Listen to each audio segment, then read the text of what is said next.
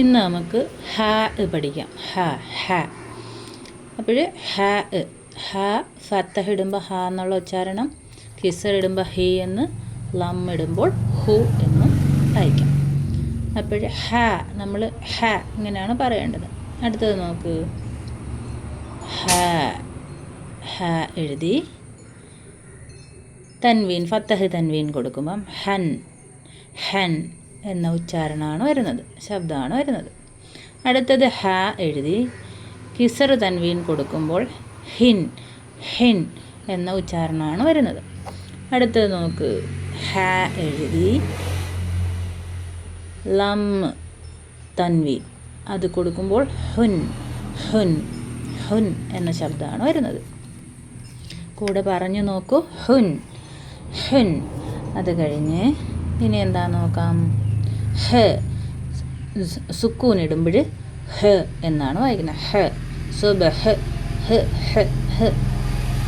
അടുത്ത നോക്ക്. ഹാഇൻ്റെ കൂടെ അലിഫ് എഴുതുമ്പോൾ, ഹാഇൻ്റെ കൂടെ മറ്റക്ഷരം ചേർക്കുമ്പോൾ ഹാഇൻ്റെ പകുതി മാത്രമേ എഴുതുള്ളൂ. അത് കണ്ടോ, അത്ര മാത്രം എഴുതിയിട്ടാണ് അലിഫ് കൊടുക്കുന്നത്. അപ്പം ഹാഇനോട് അലിഫ് ചേർത്തപ്പോൾ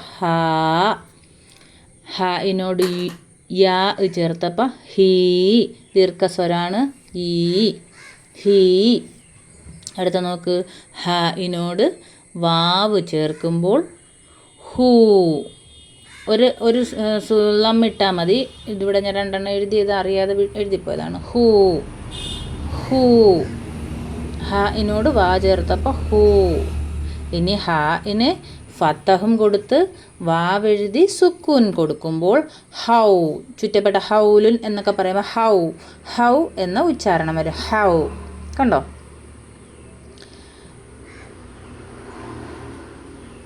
അടുത്തത് ഹാഇനോട് യാ ചേർത്ത് സുക്കൂൻ കൊടുക്കുമ്പോൾ ഹൈ.